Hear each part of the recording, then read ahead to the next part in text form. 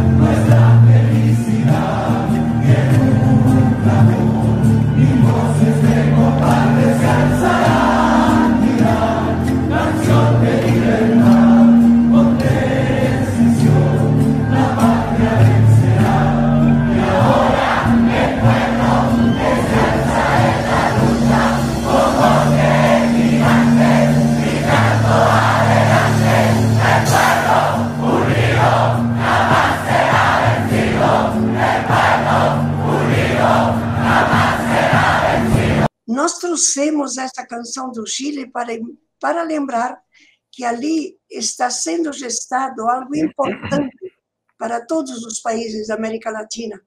Faz poucos meses que o povo chileno venceu uma eleição presidencial que trouxe à volta a possibilidade de falar em democracia e esperar de construí-la novamente. E nesse mês de maio também, o Chile, através de sua Assembleia Nacional Constituinte, normalmente deve concluir o processo de construção da sua nova Constituição. E nessa Constituição, a exemplo do Equador, da Bolívia, do Panamá, a natureza está sendo reconhecida constitucionalmente como sujeito de direitos. E tudo isso está acontecendo após muitos anos de ditadura militar, e ultimamente com um governo totalmente neoliberal. O que está acontecendo aqui conosco também, né? Ou seja, mudar é possível. E é muito bom ver acontecendo isso no território latino-americano, porque o que é bom para se viver bem num país pode ser bom para outro também. Hein, Reinaldo? Que maravilha, Moema. Então, sem mais, né, vamos chamar logo aqui o nosso querido amigo, companheiro de caminhada, professor Fábio Borges.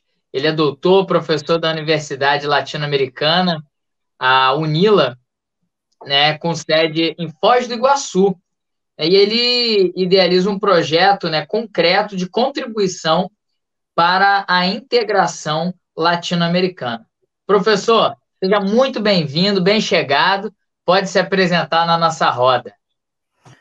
Muito obrigado, Reinaldo, muito obrigado, Moema, muito obrigado, Rejane, é uma honra participar do programa de vocês, já inicio parabenizando pela iniciativa, pelo alto nível do programa de vocês. Bom, me apresentando muito rapidamente, eu sou Fábio Borges, eu sou economista formado pela Universidade Estadual Paulista, Unesp. Eu fiz mestrado em Relações Internacionais pelo um programa chamado Santiago Dantas, pela Unicamp, Unesp e PUC de São Paulo. Depois eu fiz um doutorado em Sociologia pela Unesp de Araraquara e com bolsa sanduíche na Universidade da Califórnia, em San Diego. E, por fim, eu fiz um pós-doutorado em Relações Internacionais na PUC do Rio.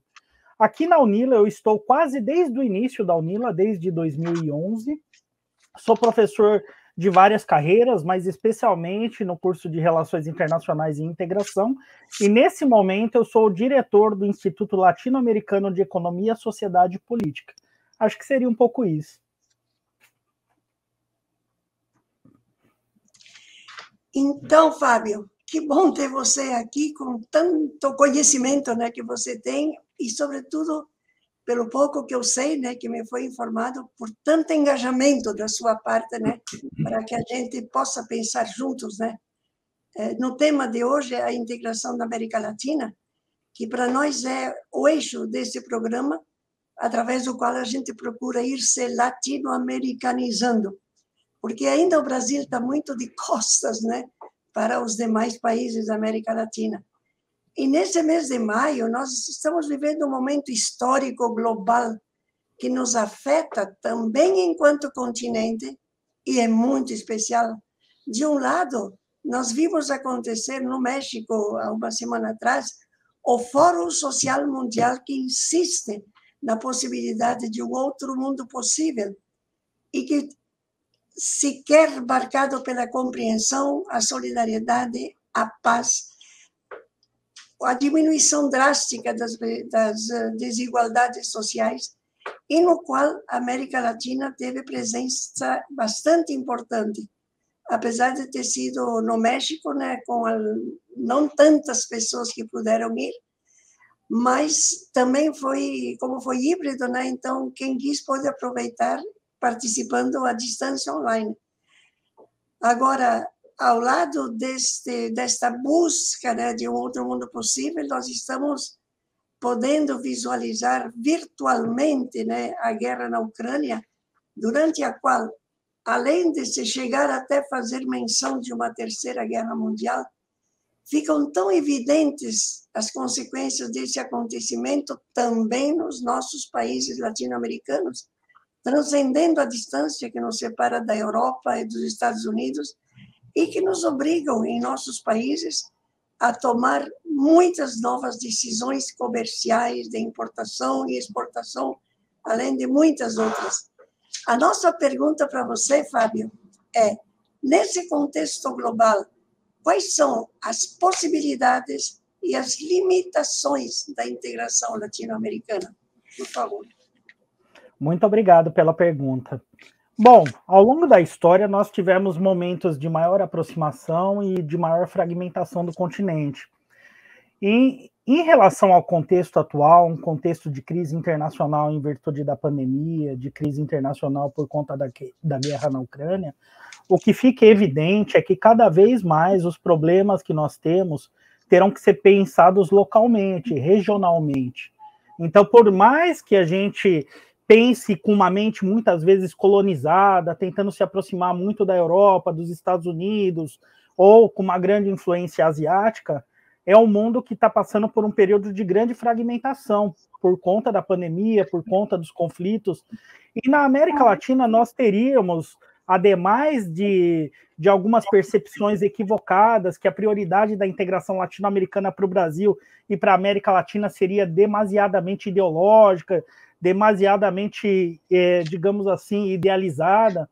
O que a vida, o que a história dessa região tem demonstrado é que os nossos problemas são comuns. os problemas são muito profundos, problemas estruturais, desigualdade, problemas em relação ao meio ambiente, problemas de heterogeneidade estrutural, pobreza, exclusão. Diante de um compartilhamento desses problemas, as soluções devem ser pensadas coletivamente também. E a história vai nos ensinando em relação a isso. Eu escutei que um dos primeiros programas foi sobre o Simão Bolívar. Eu colocaria outros autores que já pensaram essa questão. Como ser une e diverso ao mesmo tempo. Porque nós temos, e o próprio Bolívar, na Carta da Jamaica, por exemplo, ele já dizia a dificuldade, é um continente muito diverso. É muito difícil imaginar um governo integral para toda a região. Os governos locais, os estados nacionais, mesmo que fragmentados, eles são um intermediário importante para a solução desses problemas. Mas havendo uma coordenação entre esses países em fóruns internacionais, em organismos supranacionais, como, por exemplo, na primeira década do século XXI, nós tivemos a Unasul. Foi um período de grande avanço na integração sul-americana. E nós tínhamos mais de 13 conselhos específicos para lidar com os problemas latino-americanos e especificamente sul-americanos. Por exemplo, o Conselho de Saúde Sul-Americano. Imagina se ele existisse e continuasse as suas atividades no momento de pandemia. Certamente nós teríamos evitado muitas mortes. Nós tínhamos o Conselho de Defesa Sul-Americano, que num ambiente de conflito internacional haveria uma coordenação entre os países latino-americanos para evitar entrar nessa lógica de uma corrida armamentista. E aí vem lá dos anos 50 a ideia da cooperação Sul-Sul, o mundo do Sul. Nós falamos aí do Fórum Mundial Social, entre outros aspectos. A gente não pode entrar na agenda das grandes potências e se subordinar à agenda das grandes potências. A nossa política externa, a nossa política de desenvolvimento não pode entrar nessa mesma lógica armamentista. Nós temos problemas muito profundos e muito mais latentes para nós, como eu já havia dito, de infraestrutura, água potável, moradia, diversidade, exclusão de gênero, exclusão de raça. Então, o Brasil, junto com os demais países latino-americanos e caribenhos, com os países africanos e com os países asiáticos, podem trazer novidades, podem ter outras perspectivas, já que a Europa, os Estados Unidos e da própria Rússia têm demonstrado que eles não aprenderam muito com a história, porque eles estão justamente proporcionando mais um momento sangrento, mais um momento de grande conflito e tragédia internacional. Então, a América Latina, por piores os nossos problemas, nós temos uma cultura de paz, de relativa paz. O Atlântico Sul é considerado uma zona de paz. Então, havendo coordenação, havendo sensibilidade, havendo inteligência e, sobretudo, conhecimento de cada um dos países, das potencialidades de cada um dos países, dos problemas de cada um dos países e tentar sair dessa crise conjuntamente, fortalecido, entendendo que unidos nós somos mais fortes. Seria mais ou menos isso, eu acho que a primeira perspectiva que eu traria, né? Depois, outros autores, José Martí, eu gosto muito do autor cubano José Martí, eu convido todos a lerem o texto Nuestra América, que aí mostra também um dos grandes problemas centrais da região. As suas elites têm vergonha da sua própria população, têm dificuldade e falta de sensibilidade de construir realmente um Estado-nação ou um Estado plurinacional, que seria mais avançado ainda, sem perseguição de minorias, sem extermínio de minorias, e conviver bem nessa diversidade. Mas, para isso, você tem que abraçar todas as populações nativas, os negros, os caboclos, os sertanejos, todos. Ninguém pode ficar excluído de um processo de integração. Isso é integração. Eu acho que eu concluiria assim a primeira pergunta. Professor, você começou a colocar um pouco esse argumento que eu acho que encaixaria bastante numa pergunta que eu tenho sobre essa fração, essa fratura que existe na América Latina, em que às vezes a gente acaba, principalmente nós brasileiros, né, não se sentindo parte pertencente da América Latina. E muitas das vezes a gente coloca o Brasil e a América Latina como se a gente não tivesse dentro desse continente, né? E aí eu queria que você desenhasse para a gente um pouquinho algumas ideias em relação a isso e queria acrescentar um pouquinho de tempero nisso. Existe alguma influência do imperialismo norte-americano sobre essa ideia de divisão, de colocar o Brasil meio que separado da América Latina? Como que você vê isso? Vamos por partes, né? Historicamente, os processos de independência do Brasil e dos demais países latino-americanos e caribenhos foram distintos, né? O Brasil, no seu processo de independência, ele migrou para um regime monárquico. Os países hispanohablantes migraram para o modelo republicano e se subdividiram em várias repúblicas. Então, daí, por exemplo, na primeira Conferência Pan-Americana de 1826, o Brasil era visto com muita desconfiança pelos demais países. E o Brasil via os demais países com muita desconfiança. Então, as razões históricas eu acho que já estão um pouquinho aí. Inclusive, tem um capítulo do livro do Sérgio Buarque de Holanda, Raízes do Brasil, onde ele faz essa comparação. Por que a América hispanohablante se subdividiu em várias repúblicas e como que a monarquia no Brasil foi bem sucedida em manter esse território unido e com uma certa estabilidade em suas fronteiras. Então, também o Darcy Ribeiro, né, o povo brasileiro, ele mostra essa riqueza que, por mais que tenhamos aí um passado muito trágico, a escravidão no Brasil foi um dos últimos países que abandonou a escravidão, nós temos aí uma herança muito triste em relação a isso. Mas do ponto de vista da unidade territorial e de uma cultura que, de certa maneira, com todas as críticas que nós temos hoje em relação à exclusão, aos conflitos raciais, conflitos de gênero, bem ou mal, o Brasil vive nessa unidade. São poucos movimentos, por exemplo, separatistas, e não vinga essa ideia.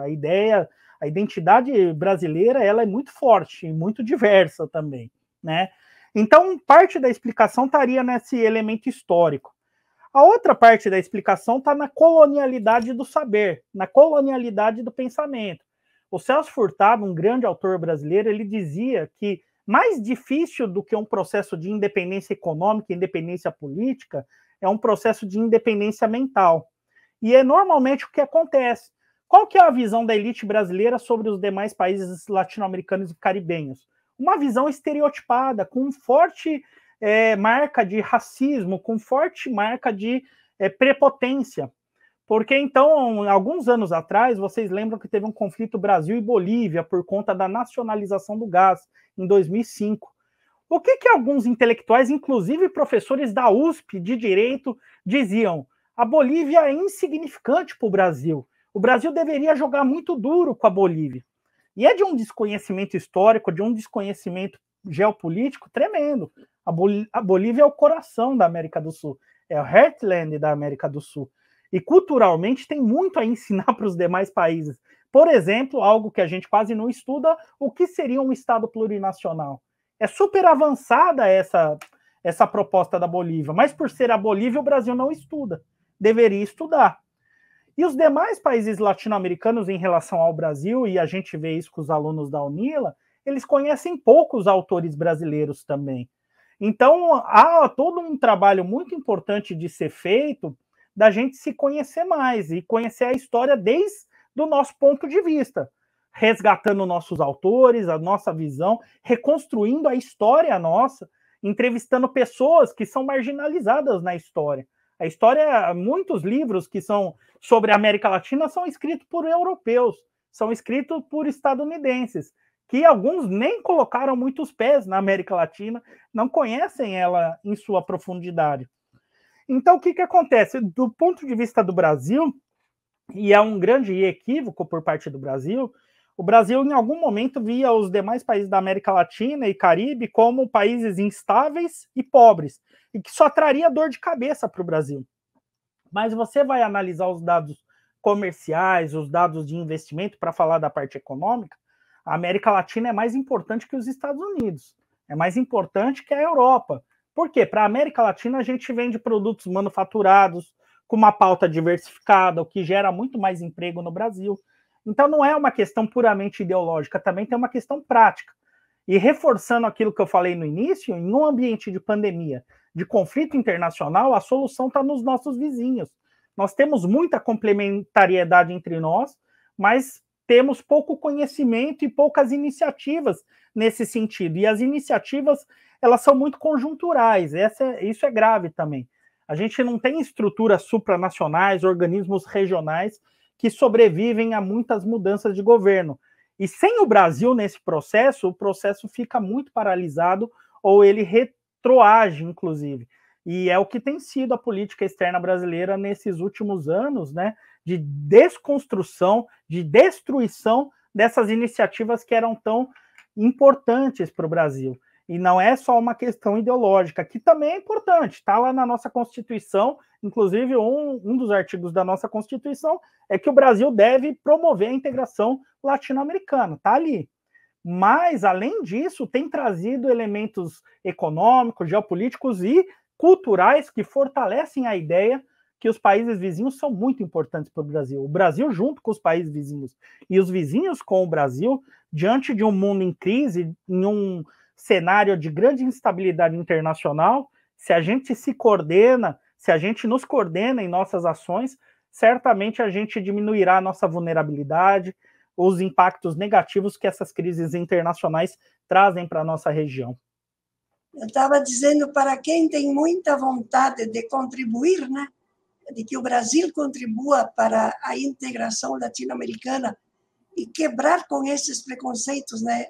Eu vejo, assim, muitos companheiros e companheiras de Paraguai, por exemplo, né, ou de outros países também, eles veem o Brasil assim como esse grandão, né, que atrapalha os demais. E, por outro lado, de fato, o Brasil, como você falou, né, através da elite se considera muito superior. E nesse sentido, acha que os outros, sabe, não são nada comparado com ele, né? Então, como a gente reverte esse processo que não vai acontecer se a gente esperar que isso venha do Estado, das elites, né?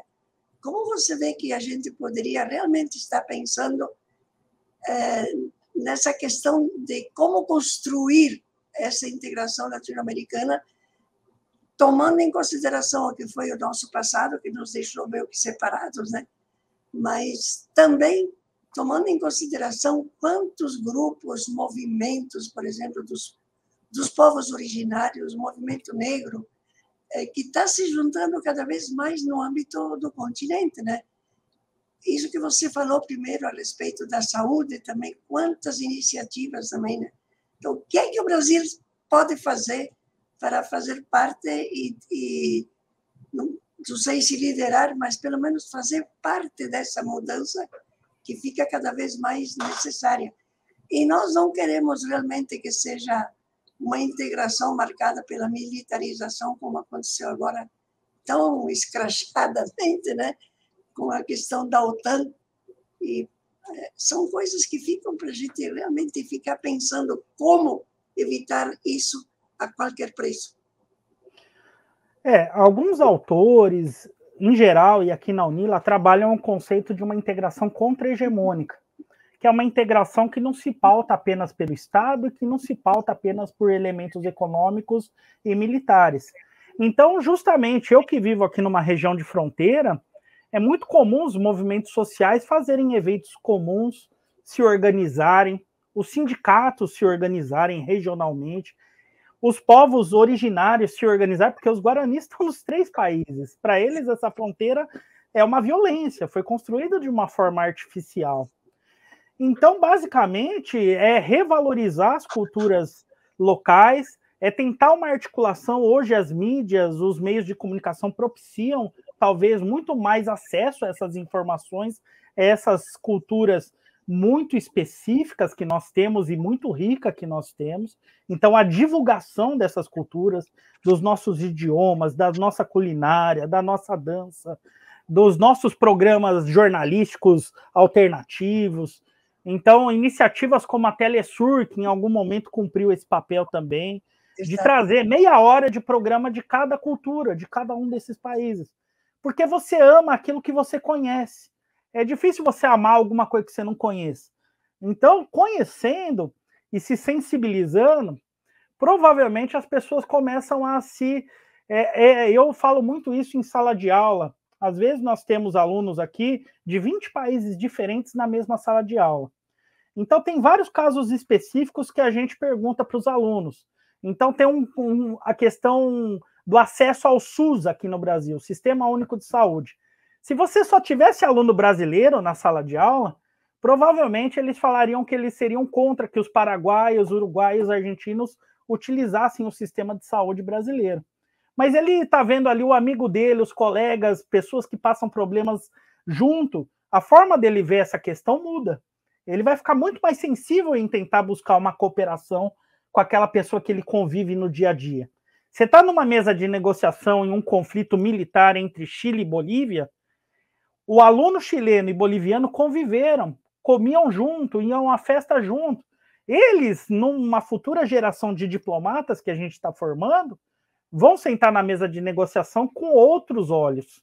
Os brasileiros que não falavam espanhol, que não entendiam guarani, que nem sequer conheciam quechua, vão conhecer esses colegas em sala de aula, vão estar numa mesa de negociação muito mais preparados para entender uma certa horizontalidade nessas relações.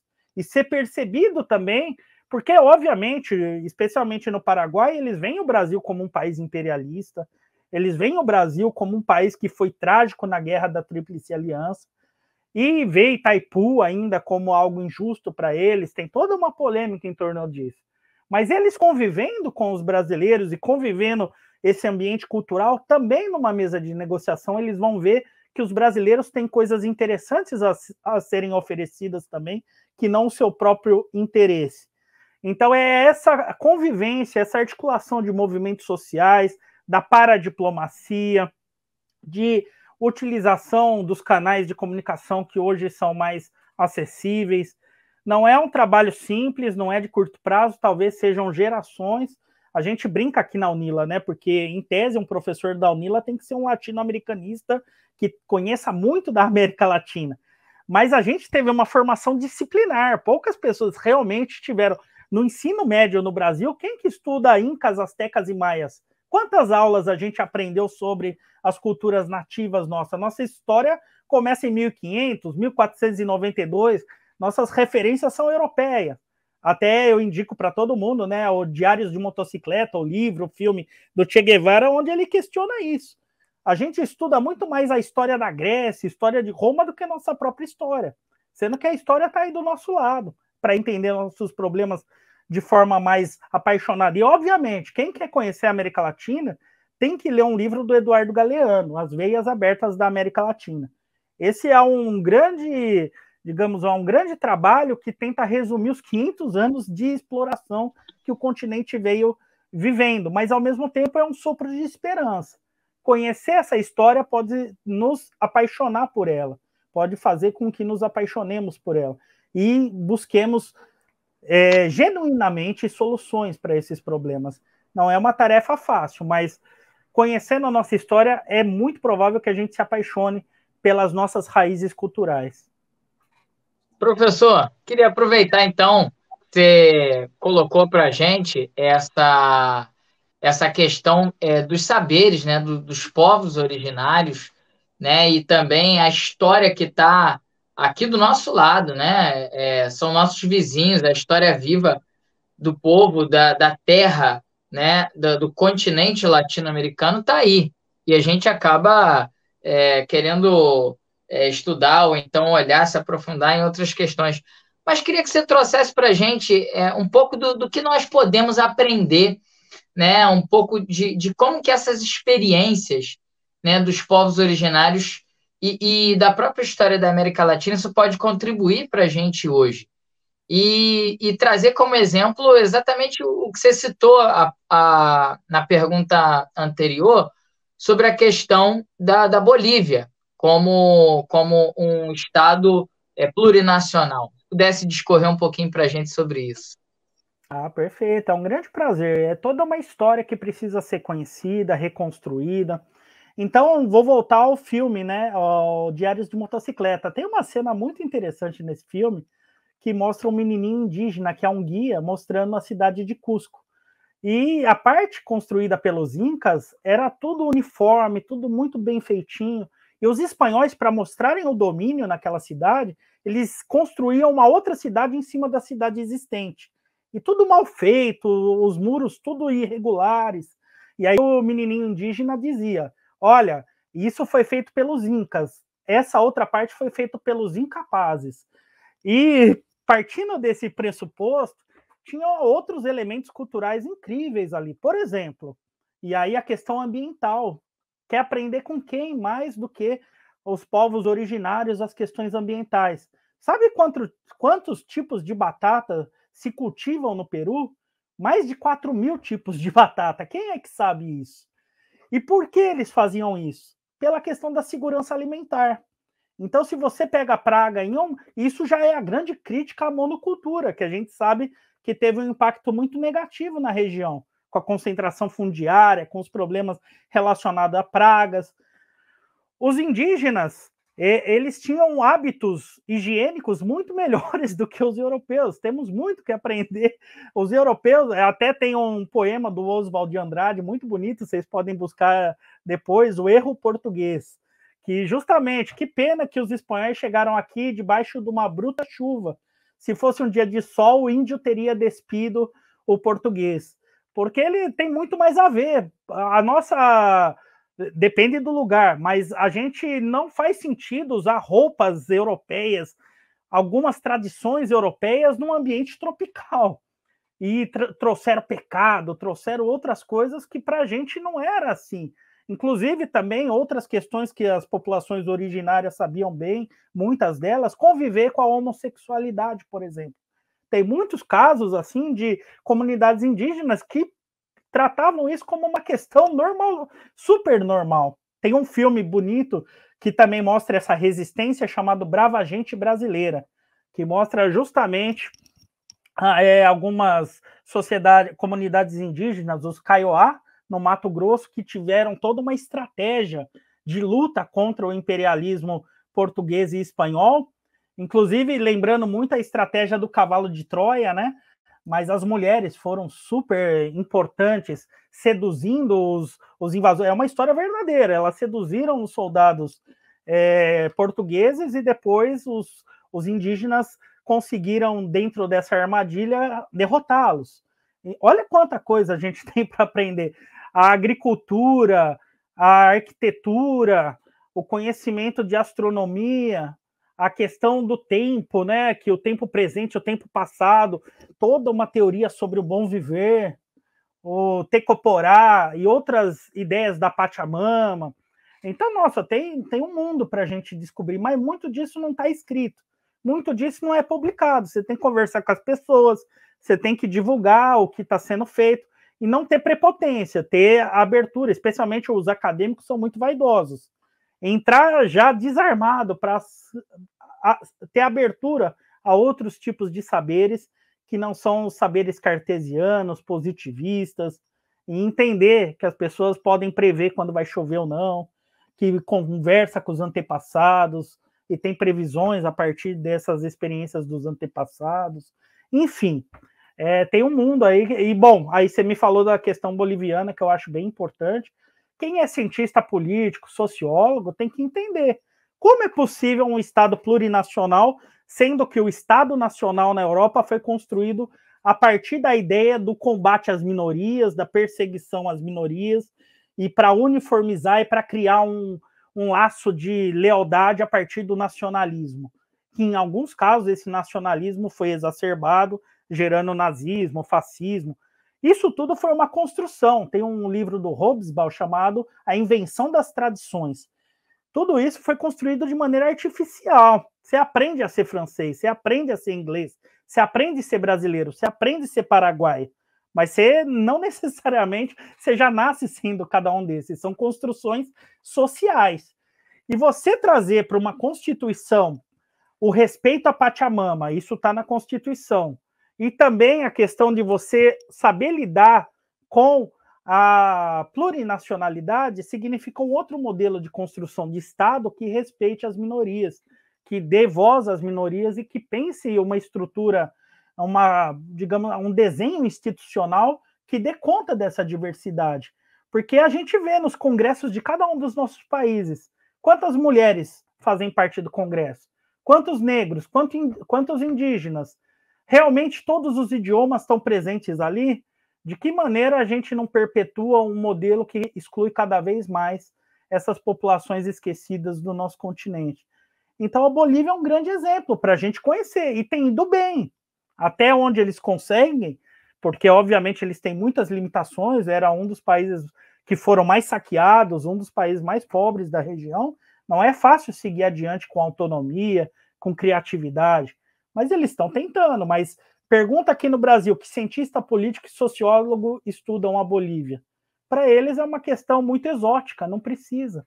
Vamos estudar como funciona o Congresso nos Estados Unidos, vamos estudar como funciona o Congresso na Alemanha, na França, e aí a gente desperdiça saberes. Então, tudo isso que você está trazendo, né, faz parte do que a gente chama, né, a decolonialidade, a descolonização. Às vezes, quando eu vejo assim no Google, né, um monte de centros de estudos sobre decolonialidade nos Estados Unidos e outros, dá medo, porque é mais um termo, né, que serve às vezes para diletância acadêmica, né? E o que você trouxe é exatamente como a gente pode, assim, ir desmanchando tudo aquilo que a gente tem pelo que não nos ensinaram, né? Eu acho que é bem importante. Claro que o Brasil não pode estar copiando o Estado plurinacional da Bolívia, porque eles têm a territorialidade tinha sido ainda preservada, né? Mas aqui no Brasil já os indígenas estão procurando, né, de criar algo, e começaram por um parlamento indígena que foi lançado faz pouquinho, né? Tem uns 40, eu acho. Então, eles estão buscando o seu próprio jeito de respeitar a diversidade aqui no Brasil, do jeito que tem que ser. Você deu a experiência do que está acontecendo na UNILA, né? E eu gostaria muito que você talvez insistisse um pouco mais nessa questão da integração, que transcende, né, a questão econômica, a questão diplomática, né? E que, assim, nos leve a pensar melhor como isso tem que se dar como parte da libertação dos nossos povos, né? E começa sempre também, né, no âmbito da conversão individual, mas também dos nossos grupos, e pouco a pouco buscando outros espaços, né? A academia, com certeza, é uma, as escolas, mas eu acho que nenhuma organização que está ligada a outros grupos deveria permitir-se, né, de não estar pensando esse assunto, porque ele é muito fundamental para o que a gente pretende que seja esse nosso território. Algumas experiências outras que você pudesse citar ou trazer, né, para nós. Perfeito. Bom, eu acho que a palavra-chave é afetividade. Então, eu posso começar falando pela minha experiência individual. Estando na UNILA, eu fui assinar um convênio entre a UNILA e a PUC do Peru, e lá eu conheci a minha atual esposa, e nós tivemos 2 filhos. Ou seja, um é peruano, a outra é brasileira. Então, mais integração que isso não é possível. A gente se integrou familiarmente, né? E tem muito a ver com essas experiências afetivas. E os alunos que convivem aqui juntos, eles voltam muitos para os seus países. Mas as raízes culturais, aquela culinária que ele aprendeu, aquela música que ele aprendeu a escutar, aquela vestimenta que ele trocou uma roupa, um presente com o colega, aquilo ele leva de volta para o país dele. E essas pontes continuam existindo. E a partir disso pode ir se proliferando um conhecimento de culturas que as pessoas, por não transitarem, por não conviverem, talvez não tivessem a oportunidade de conhecer. Autores, então, entre os docentes também, pessoas que vieram de lugares diferentes, com bibliografias diferentes, com experiências diferentes, sentar, conversar, trocar experiências. E nisso a gente valorizar os intelectuais, os pensadores, a história a partir do nosso próprio ponto de vista. O que a gente tem que ver muito nos nossos trabalhos de conclusão de curso, dissertações de mestrado e tese de doutorado? Quanto por cento da sua bibliografia é uma bibliografia da região? Quanto da sua bibliografia é uma bibliografia original? E ser criativo, ser ousado, né? Então, as experiências vão nos organismos internacionais, nos organismos locais. Então, tem muito aluno da UNILA que trabalha aqui na Secretaria de Assuntos Internacionais. E tem muitos egressos da UNILA que trabalham na Secretaria de Assuntos Internacionais em Cidade do Leste. Ou seja, tem muita coisa que eles vão conversar entre eles porque eles dividiam um cafezinho, eles dividiam um tererê. E agora eles têm que tomar uma decisão sobre o combate à dengue dos dois lados. Então, vai criar um mecanismo para resolver. Os dois vão ter que criar algum tipo de estudo dos impactos ambientais de mais uma ponte que está sendo criada, construída entre Brasil e Paraguai. Então, tendo essa convivência e tendo um conhecimento técnico, e aí que é uma coisa que eu acho muito importante da UNILA, justamente por a gente considerar essa pluralidade de saberes, essa pluralidade de conhecimentos, ao contrário do que o mainstream poderia nos ver como exóticos, eu acho que nós estamos produzindo uma ciência de excelência. Excelência é isso, é ter contato com a população, as demandas locais, as demandas da população real, para combater o desencantamento pela universidade. A universidade se tornou muito distante da sociedade. É um período de grande desencantamento pela universidade. A gente precisa reencantar a universidade através da interdisciplinaridade e dessa aproximação da sociedade civil com a produção de um conhecimento de qualidade e com rigor também, né? E eu acho que o caminho é longo, mas eu acho que parte um pouco daí. Essas experiências afetivas certamente vão trazer excelentes resultados. Então, agora o que a gente visualiza, é claro que na pandemia isso diminuiu, mas muita gente do Brasil que vai conhecer os países vizinhos que vêm conhecer o Brasil também, e há uma admiração mútua. É difícil ter algum tipo de restrição aos brasileiros. Os brasileiros são muito bem recebidos na maioria dos lugares. Às vezes se constrói algumas narrativas de rivalidade, por exemplo, no futebol, Brasil e Argentina, aqui isso vai por terra abaixo, porque os melhores amigos são os argentinos, por exemplo, no meu caso. E por aí vai, a gente vai trocando culturas, trocando experiências, e acho que é por aí. A afetividade é a palavra-chave. Que maravilha, professor. Olha, nós estamos caminhando já para um final, né, muito, muito especial, né, com essa partilha que a gente tem feito hoje sobre essa integração latino-americana. Eu queria, professor, que você colocasse agora, nesse momento, né, uma mensagem que você gostaria de deixar para a nossa companheirada que está aí acompanhando, né? Uma palavra final, uma poesia, alguma coisa que você goste, enfim, né? Uma palavra para nos deixar essa mensagem. Bom, eu não sou muito bom em declamar poema, essa veia artística talvez eu não consiga muito bem, mas a grande recomendação que eu faria é justamente conhecer mais a nossa história, conhecer os nossos autores, e aí acho que a grande recomendação seria ler o texto Nuestra América, que eu não saberia citar, porque é um texto, não é longo, né? Mas que faz com que a gente não tenha vergonha das nossas raízes e, ao contrário, aquilo que muita gente hoje vê como algo negativo, que gera racismo, gera movimentos contrários a essa miscigenação, a essa cultura nativa, nesse texto se valoriza muito essas raízes, o que somos e o que nós queremos ser. Sabendo quem nós somos, nós poderemos imaginar o que nós queremos ser. Então, essa identidade, a construção dessa identidade é o primeiro caminho para que a gente consiga realmente saber aonde a gente quer ir. Muito, muito obrigada por essa aula magna que você nos propiciou, Fábio. E antes de encerrar a entrevista, nós pensamos de que seja colocada a mesma canção que foi colocada no início, El Pueblo Unido, Jamás Será Vencido, mas tem uma versão em português muito linda, então nós vamos ouvir esta versão também.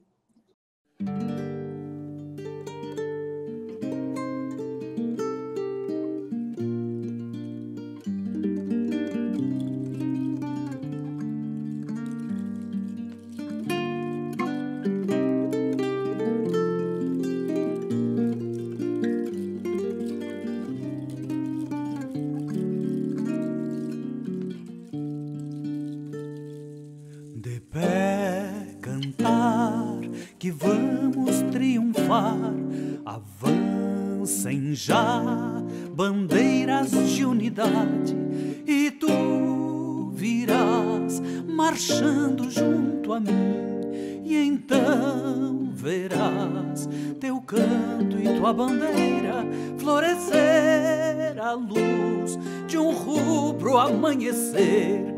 Anuncia já a vida que virá. De pé cantar, o povo vencerá. Será melhor a vida que virá a conquistar nossa felicidade. E num clamor, 1000 vozes de combate se erguerão, dirão canção de liberdade, com decisão a pátria vencerá. E agora o povo que se ergue na luta, com voz de gigante, gritando em frente. O povo unido jamais será vencido. O povo unido jamais será vencido.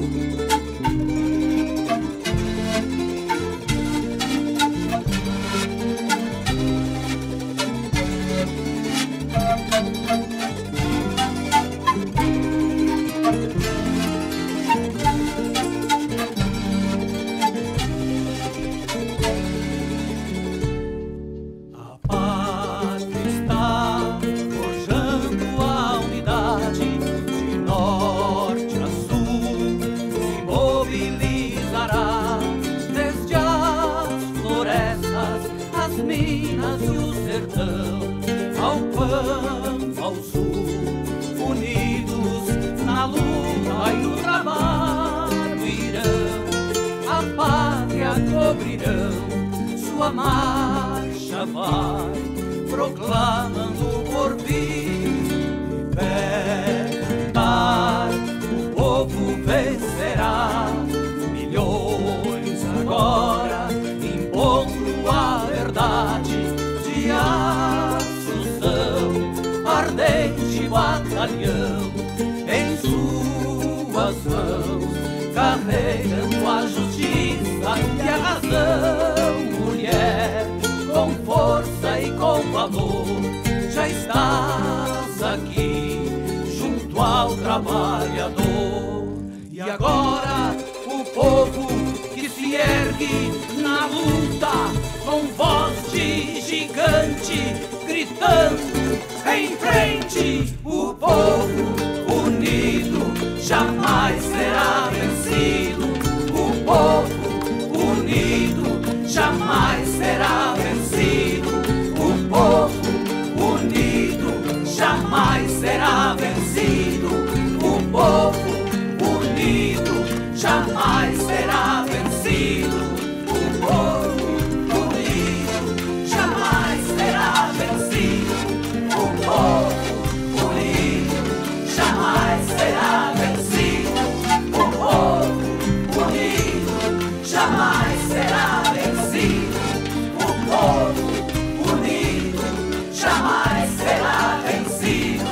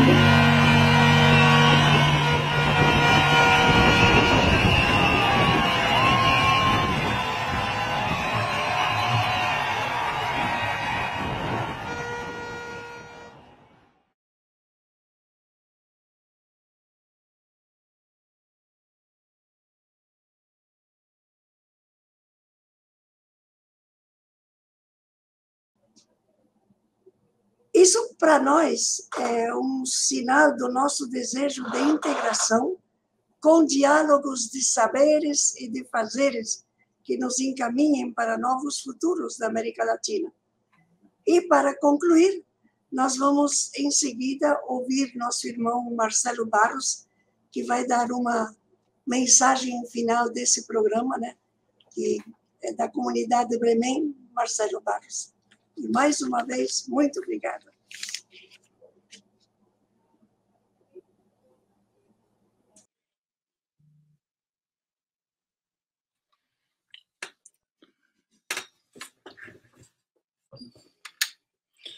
Queridos irmãos e irmãs, este tema da integração latino-americana é um desafio político, social, cultural, mas também é um desafio para a fé, para a espiritualidade.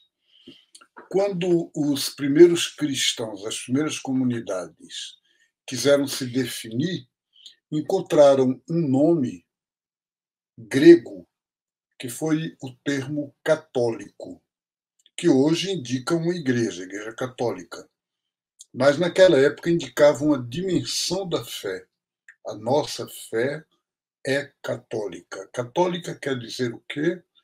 Aberto a tudo que é humano e integradora universalmente. Portanto, ninguém é excluído, portanto, ninguém fica isolado. E, nesse sentido, a integração latino-americana é um desafio para essa catolicidade, não da igreja, não das religiões. Também, mas não estou falando disso agora. Eu estou falando dessa dimensão de abertura, de se sentir pertencente um ao outro, entre todos os povos e partidos irmãos e irmãs, no mesmo continente latino-americano e no Caribe. Cada pátria, cada nação, com suas especificidades, quase todas como país multiétnico, pluricultural. Essas palavras, que é um país formado de muitas etnias, não uma só, e não uma só dominadora, mas de muitos povos em uma única pátria, está na Constituição da Bolívia, na Constituição do Equador, na Constituição da Venezuela. Que beleza que esteja numa próxima Constituição do Brasil. Mas, ao mesmo tempo que a abertura para essa diversidade, se constrói uma unidade na diversidade, na autonomia de cada povo, de cada cultura, de cada local, mas, ao mesmo tempo, com essa integração que é parábola de um mundo novo possível.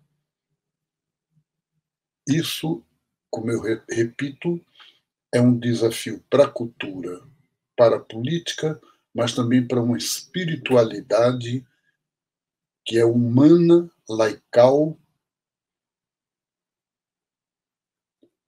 integradora de todas as diversidades culturais. Grande abraço a vocês, Deus abençoe, continuamos juntos nessa latino-americanidade da vida, do amor e da paz. Nosso irmão, nosso mestre, você que é um grande admirador de Simão Bolívar, né? E trabalha essa questão do bolivarianismo bastante, como ele teve a sua origem, né? E que se liga àquilo que o Fábio trouxe, né? Desses grandes sonhadores que foram, né? José Martí, por exemplo, né? E a gente sai daqui com muita coisa para levar para frente. E sempre você, Marcelo, traz essa questão de que não é a tecnologia que vai resolver esses assuntos, ela pode colaborar, mas que são os princípios e valores que nós cultivamos, né? E a espiritualidade que deve estar alimentando, né? Tudo isso que nós fazemos. Obrigada, Marcelo. Um abraço, gente. Tchau, tchau. Um abraço, muito obrigado. Foi um grande prazer. Tchau, tchau. Tchau.